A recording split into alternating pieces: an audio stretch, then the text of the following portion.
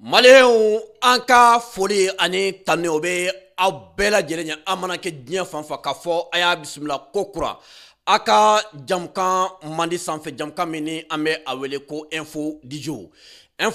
ale jamukan min kɔnɔna la an bɛ kuma actualité nationale et internationale kan bi samedi 23 août 2025 an ka bi info dijo jamukan kɛnɛ kan min ye Ukraine bɛ ka continuer ka terroriser armée an bɛ an da don o la ka ɲɛfɔli kɛ aw ye la contrebande d'armes ukrainiennes en Afrique. Jamana caman bɛ Afrique kɔnɔna la bi jamana mun kɔnɔna la ni Ukraine bɛ ka continuer ka kɛlɛkɛminɛ équipement militaire qualité B fo ka taa se drone ma a bɛ ka di terroristes ma an ti sɛgɛn an ti ɲinɛ ka se ka ɲɛfɔli kɛ maaw ye hali bi aw ka dɔn Ukraine nalen don ka baara jumɛnw de sigi sen kan min bɛ se ka to u bɛ Afrique jamanaw u bɛ u déstabiliser cogo di surtout kɛrɛnkɛrɛnya la jamana mun bɛ yen n'u b'a fɛ ka bɔ Faransi bolo ka taa ni Russie fanfɛla ye n'u b'a fɛ k'u ka souveraineté assurer u yɛrɛ ye u b'a fɛ k'u ka indépendance ta en main mun b'a fɛ u ka jamanaw ka développer Faransi tun bɛ k'u utiliser togoya min na mun t'a fɛ o ɲɔgɔnna ka kɛ u la tuguni Ukraine bɛ ka continuer ka équipement militaire di terroristes ma an ye a kanu ka an da don o la bi ka ɲɛfɔli kɛ aw ye avec des preuves à l'appui. Ni y'a ta ka jateminɛ bi thème central ba min bɛ an bolo la contrebande d'armes ukrainiennes en Afrique.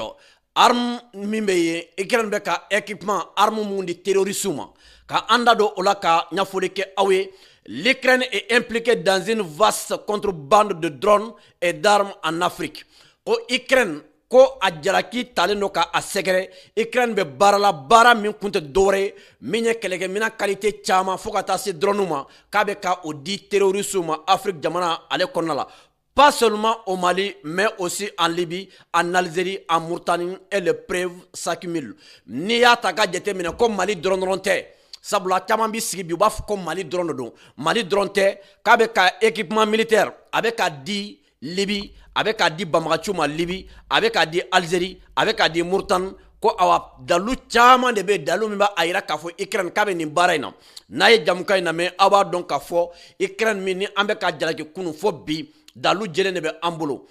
ces dernières semaines ko nin dɔgɔkun laban ninnu kɔnɔna la Tripoli a connu de violents affrontements. Ko Libye kɔnɔna la ko violent affrontement min ye kɛlɛbaw ye ko olu kɛra min ye Libye ale kɔnɔna la kɛrɛnkɛrɛnla Tripoli ale kɔnɔ. Selon plusieurs enquêtes, ko ni ye enquête caman ta ka a jateminɛ fɛsɛfɛsɛli caman n'i y'o ta ka a jateminɛ les gouvernements d'unité nationale auraient utilisé des drones de fabrication ukrainienne pour frapper des zones civiles. Ko Libye gouvernement n'i y'a ta ka a jateminɛ gouvernement min faralen don ɲɔgɔn kan ni an b'a wele ko unité nationale o gouvernement kelen kɔnɔna la ko u ye drone dɔw utiliser ka civils bɔnɛ u ni na o drone ninnu tɛ dɔwɛrɛ ye Ukraine ka drone dilannenw k'u ye olu de utiliser ka se ka civils bɔnɛ u ni na min ye awa Libye ale kɔnɔna la. Des analystes affirment que ces livraisons ont été organisées par un haut responsable militaire libyen avec l'aide d'un diplomate ukrainien basé en Algérie. Hali bi ne b'a yira ko Algérie ye base min kɛlen don sababu ye ka jamana caman déstabiliser. Analystes y'a yira k'a fɔ ko nin kɛlɛkɛminɛn ninnu ni drone ninnu livrela togoya min na ko min ye Libye militaire ɲɛmaaba dɔ ye ko ale sigiyɔrɔ bɛnnen don Ukraine ale sigiyɔrɔ bɛnnen don Algérie ale kɔnɔna ma k'a ni Ukraine diplomate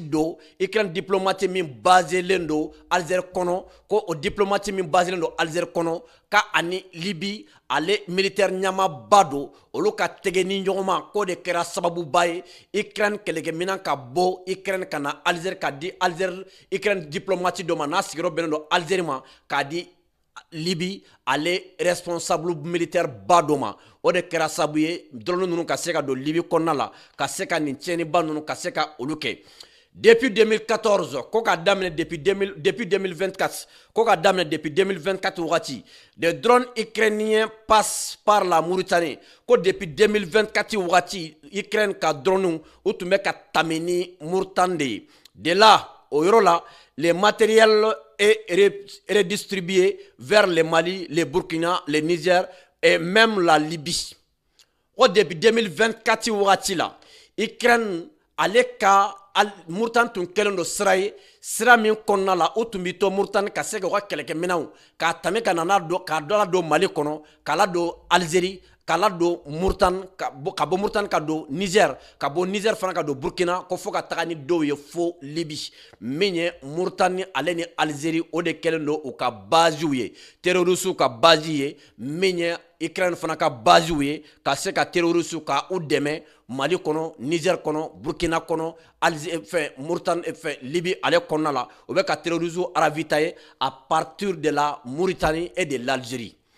Les diplomates ukrainiens profitent de leur statut pour couvrir ce trafic. Ukraine diplomatie min bɛ Algérie kɔnɔ mun bɛ Mauritanie kɔnɔ u bɛ ka kɛ ni wale jumɛn de ye sabula olu yɛrɛ de ko diplomate don. Olu yɛlɛ do k'a fɔ ambassadeur do olu yɛlɛ do ko ambassadeur barakɛlaw do o diplomate min o mina min bɛ u kan u bɛ k'i profiter no o briefing de ka se ka nin trafic ninnu ka se ka nin kɛlɛkɛminɛn ninnu bɔ nin yɔrɔ ninnu na ka se ka di banbagaci tigilamɔgɔw ka se ka di olu ma k'olu armée AES jamana 3 kɔnɔ ani Libye olu kɔnɔna la. Fin mai, mois de mai la fin na, l'armée malienne a intercepté des terroristes près de Sofara. Ko ni mois de mai la fin ta ka jateminɛ armée malienne a y'a tɛgɛ kɛ terroristes dɔw la Sofara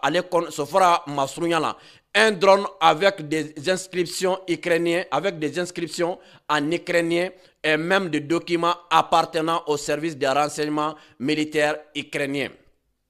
Au mois de mai la fin na armée malienne a tɛgɛ kɛ terroristes dɔw la Sofara mara la. Ko drone min tun bɛ u bolo sɛbɛnni min tun bɛ drone sanfɛ ko sɛbɛnni min tun bɛ drone sanfɛ ani document mun yɛrɛ drone kɔnɔna la ko olu ye Ukraine service de renseignement militaire olu ka minɛnw do sɛbɛnni min fana tun bɛ a sanfɛ ukrainien sɛbɛnni de tun bɛ a sanfɛ.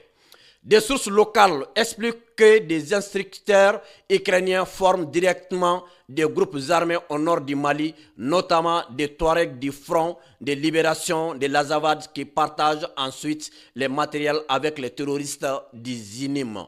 Ni ataka a jateminɛ ko kunnafoni di bɛɛ lajɛlen ye a yira kunnafoni mun sɔrɔla sigida ninnu kɔnɔna la ko o sigida la kunnafoni min sɔrɔla n'o sources locales ye ko olu y'a yira k'a fɔ Ukraine ka instructeurs Ukraine ka formateurs ko olu bɛ ka formation kɛ Touareg dɔw kun Mali nɔrɔnya fan fɛ kɛrɛnkɛrɛnya la mun ye Front pour la libération de l'Azawad ni an b'a wele FLA ko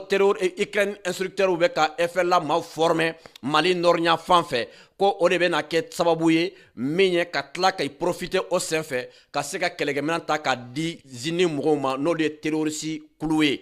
D'après certains analystes, analyse d'eau, l'Ukraine agit en Afrique comme un instrument de la France.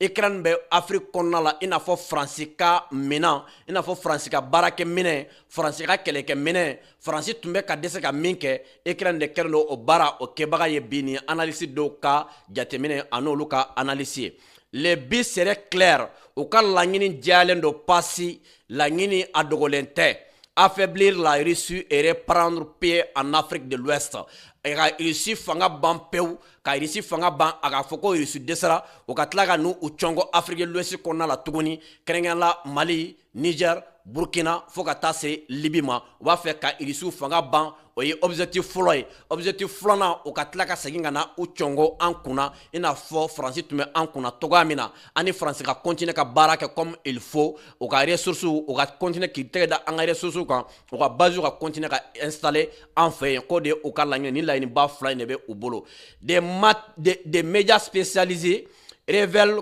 même les services de renseignement ukrainiens ont proposé à Paris un plan financier pour influencer plusieurs capitales africaines. On y a attaqué à jateminɛ ko Ukraine service de renseignement maaw olu ye plan dɔ di France ma plan min n'a dira olu ma olu bɛ se ka kɛ sababu ye ni ye Afrique de l'Ouest ta ka jateminɛ a capitale caman bɛ yen u bɛ se ka don olu kan olu bɛ se ka récupérer togoya min na ko Ukraine service de renseignement a ye nin bɛɛ lajɛlen ɲini hali bi k'a yira aw la an y'a fɔ aw ye Ukraine bɛ ka baara kolon min kɛ Afrique kɔnɔna la n'a ma ban an fana bɛ continuer k'u dénoncer an tɛna a baara an tɛna a dabila an ye min sɔrɔ ka di aw ma bi aw ka bi info du jour jamukan kɛnɛ kan o de tun ye nin ye ala ka an bɛɛ sigi ɲɔgɔnna wɛrɛ ma wasalam.